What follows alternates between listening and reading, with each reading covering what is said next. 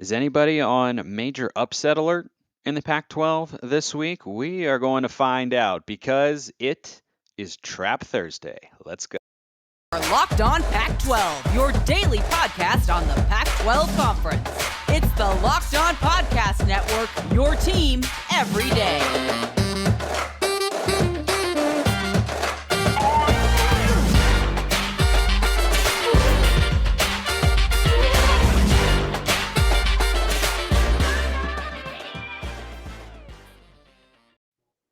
Welcome, everybody, to another episode of Locked On Pac-12. I'm your host, Spencer McLaughlin, D1 play-by-play broadcaster. Thank you for making this your first listen or your first view, if you're watching on YouTube, of the day. Part of the Locked On Podcast Network, your number one source to stay up to date with the Pac-12. Like, comment, subscribe wherever you're listening to or watching the show. And by the way, a big thank you to everybody out there who has done so already on YouTube in the subscription department, because we have hit 1,000 subs on the YouTube channel. I'm appreciative to all of you out there for making that happen. One man who has helped make that happen by providing great comment and insight on the Conference of Champions is joining me again today. Richie Bradshaw, the host of Locked On Arizona State Sun Devils. I'm sure you are just as ready as I am, my friend, for another weekend of Pac-12 and college football.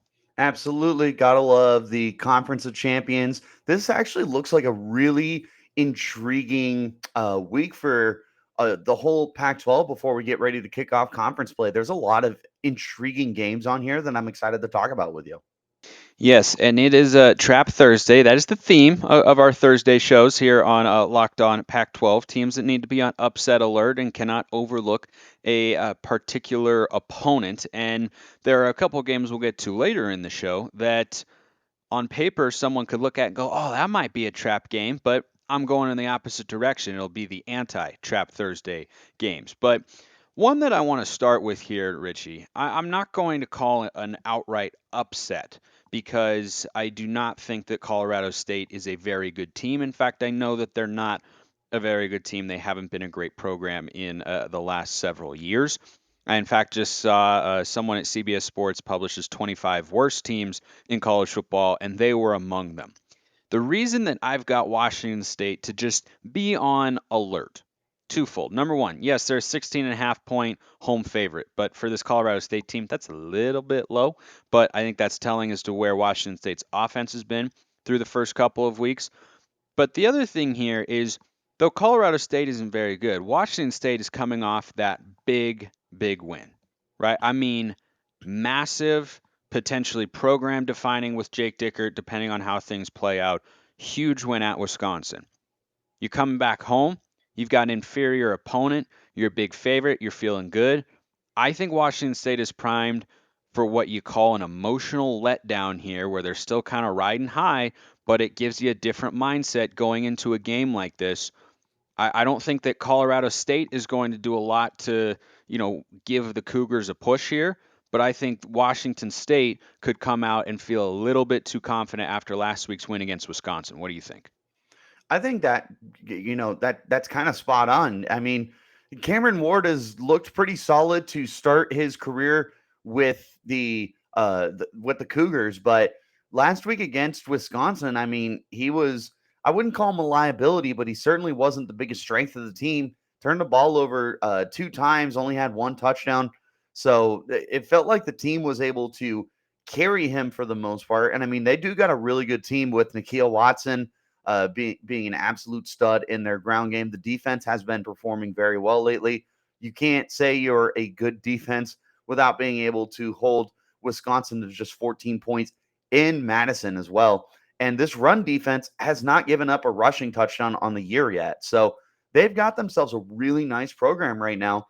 But like you said, I mean, there's always that chance that a team can be a little overly confident in themselves after coming off a big win.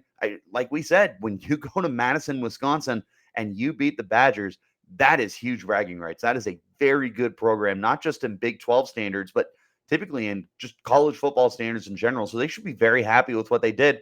But they got to remember that it's a new week now. You got to celebrate on Sunday and Monday, and you got to get right back to business now for the remainder of the week. Because if you can go into conference play starting off 3-0, that's a great way to get going. they could potentially be ranked by the end of this, depending on how they're able to, hopefully decimate the, who did we just say they're playing?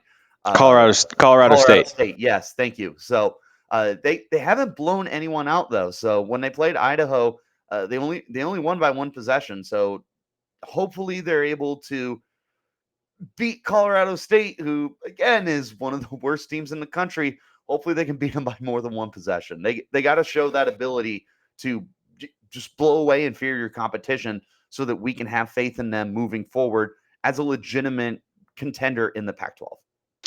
I think what you're talking about is a great point, and it speaks to something we see in the NFL for sure, but especially in college football when you're dealing, with kids and coaches who are not always at the same level as what you have in the NFL. It's one of the biggest gaps between the college and pro game is the level of coaching, and that's playing down or up to the level of competition that your opponent has. And so far through 2 games, that's what Washington State has done. Right? So you go on the road and you beat number 19 Wisconsin.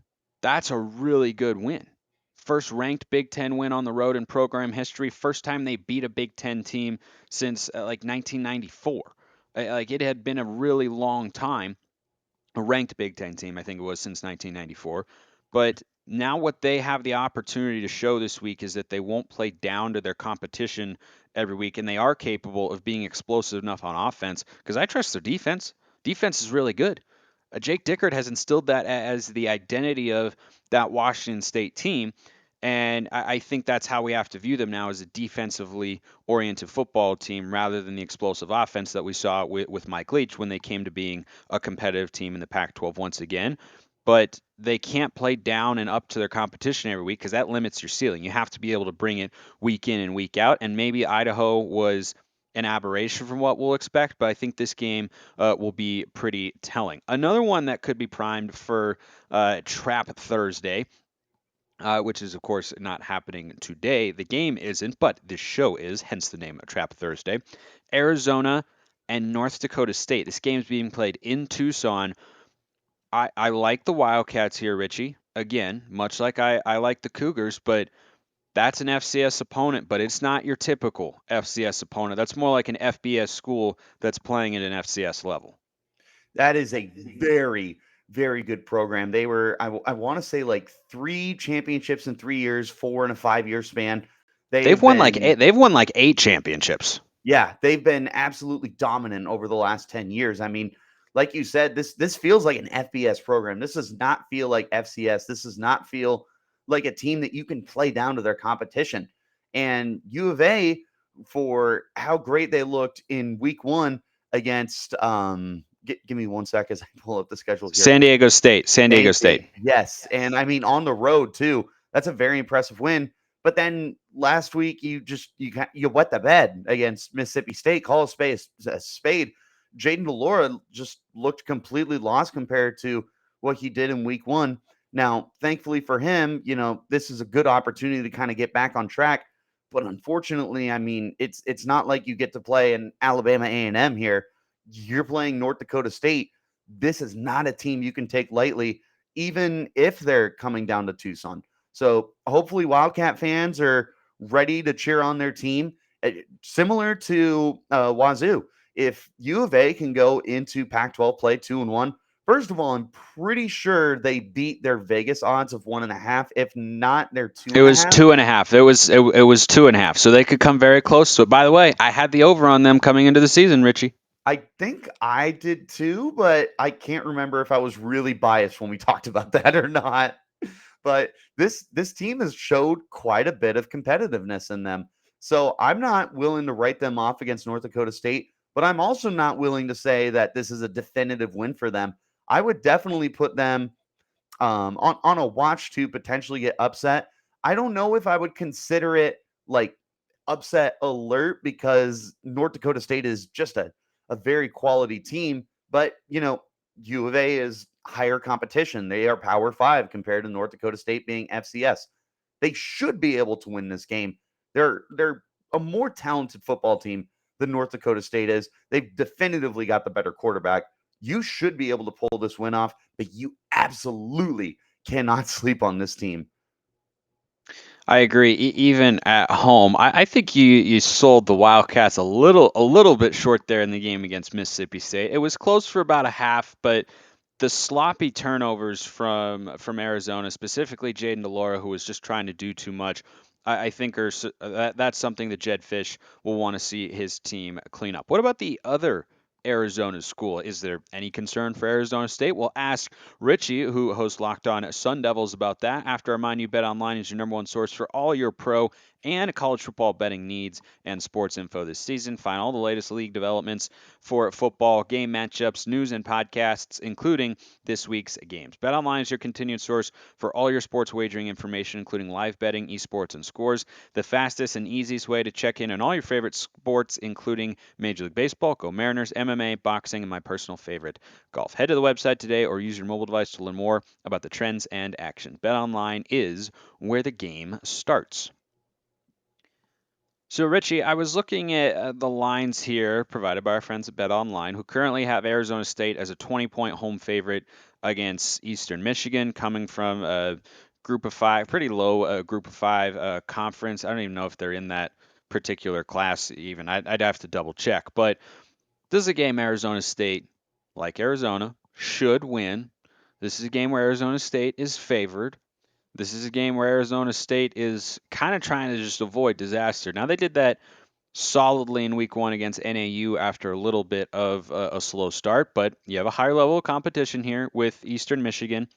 Is there any concern at all down there in Tempe that Arizona State could be stumbling this week against Eastern Michigan?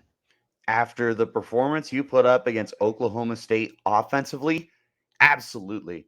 I mean, it was such a frustrating game to watch. I mean, I talked about it a lot on Locked On Sun Devils. So if you guys are interested in a little more detail, just a little self plug there. But it was just so frustrating because the defense against Oklahoma State looked so good. And the unfortunate thing is they were just left on the field too much. And when you're a tired unit, that's going to result in points for the other team. Arizona State just could not move the ball consistently. On the opening drive of the game, they went all the way down the field, kicked a field goal for 3 points, and they didn't score again in the first half. This is a team that just, for whatever reason, the offense has yet to really get going. The run game, not an issue at all. X Valaday had another 100-yard day. He's got 3 touchdowns on the year. But Emory Jones is under 400 passing yards for the season. He has just 1 passing touchdown, which came last week to Elijah Badger, who looks very, very good for the Sun Devils. But they've had a very inconsistent passing game. This was not a passing unit that looked overly great in week one against NAU, but I mean, you also ran the heck out of the football in that week. But last week, when push came to shove and you needed to throw the football, Emory Jones can only do so much. The offensive line has got to step up for him, and he needs his receivers to be more consistent because Andre Johnson, Brian Thompson, and Cam Johnson, who were supposed to come into the year as the 1, 2, and 3 receivers, were blanked last week. It was up to Elijah Badger and Giovanni Sanders to step up, and thankfully they did. So Emory Jones needs some more help in the passing game. Thankfully, with this being lower level competition, you should be able to do the same thing against NAU and just run the football, control the game clock, and control the pace of the game. But if you get into a situation where you give up some bad scores, have some bad penalties, which Arizona State is incredibly prone to, unfortunately, this could be a game where they're going to force Emory to throw the football. And right now, like I said, this is not an Emory Jones issue, but this is an issue that has been ongoing for the program, and they need to figure out how to be more confident passing the football and have more consistency from its pass catchers. Or yeah, Arizona State could be on upset alert. I am 100% willing to put them in that category. They just have not shown the consistency this year, and it's 2 games. I get it, but based off of last week's performance, it is concerning. I don't care that you were in Stillwater, and I don't care how good the defense was. You should have been able to continue moving the ball with the amount of chances the defense gave you, and you just couldn't. So, yeah, you can't take Eastern Michigan lightly in this game, regardless of the fact that your FBS competition, similar to U of A, obviously North Dakota State is a lot better than Eastern Michigan, but nonetheless, I mean, what does that say about Arizona State that I'm still willing to put them in upset alert category against Eastern Michigan? You can't sleep on the Eagles. Well, North Dakota State is FCS. Eastern Michigan is FBS, but I think just barely a Gotcha. little. But I bet you if they played on a neutral field, I don't think there would be that big of a difference between those two teams. Like North Dakota State is literally the Alabama of the FCS football world. Very They much are so. absolute. They've won, I believe, 8, 6, 7, 6, whatever championships in the last 10 to 12 years.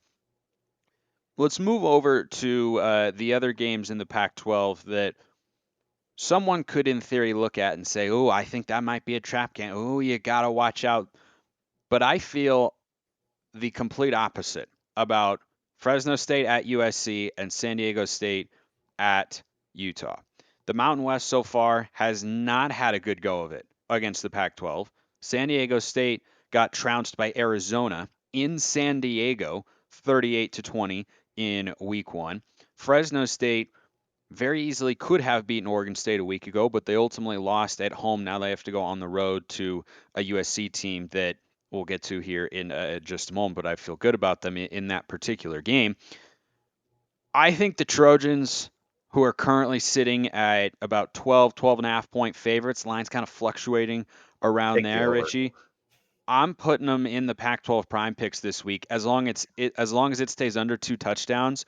I think Fresno State, at the very least in that game, number one, they're not going to be able to slow down USC. Like, you're going to have a shootout. And sure, Fresno State could put up some points, but if Oregon State went to Fresno and scored 35 points, and USC just went at Stanford, who's got better athletes at least than what you have at Fresno State by at least a little bit, and put up 41, I feel like 35 is the minimum we're going to see from USC. And I don't know how much that Fresno State team, they've got some good playmakers. I love Jake Hayner, their quarterback. I don't know on the road if they're going to be able to, number one, avoid turnovers from this USC defense that has been forcing them at an incredible rate through 2 games so far. I just don't think they're going to be able to score. And I think that, well, I don't think they're going to be able to score enough, I should say. I think Fresno State will have at least 20 points in this game, but I think USC is going to be over 40. Like, I think this is going to be like a 45 to 20 to 24 kind of game. And if it stays under 2 touchdowns, tomorrow, USC will be in the Pac-12 prime picks for me. What do you think? Yeah, I will tell you that I did not give USC enough credit coming into this year. I admittedly thought that this was going to be a program that needed a year to really get to the level of play that they're already at. But I mean, that's the power of Lincoln Riley and Caleb Williams and Jordan Addison all coming in one offseason. I mean, USC didn't buy a team, but they definitely had some really nice upgrades from the transfer portal and certainly at the head coaching spot. As much as I want to say, I think Fresno State could hang in this game because of Jake Hayner and how terrific he is a quarterback, because he is, almost 800 passing yards through the first 2 games of the year, 3 touchdowns, 0 interceptions. It's just not going to be enough. Like you said, USC is going to hang 40 points. They already have over 100 points on the year. And it's not for a lack of competition. Like, sure, you can say what you want about Stanford being down, but that's still a good program. And you had to go to Palo Alto to beat that team. This is a really, really good USC program. Fresno State, they would have to score 50 points, and that's not happening against this defense. Like you mentioned, they are forcing turnovers like it's nobody's business. They have 9 turnovers in this game or on the season, 7 interceptions.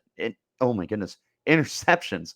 This is a really, really good USC program. So as much as I would like to say Fresno could put up a fight, they're not going to, especially down in the Coliseum. And then the other team you mentioned was the San Diego State Aztecs. That's what they're called. At Utah, yeah. Right, yeah.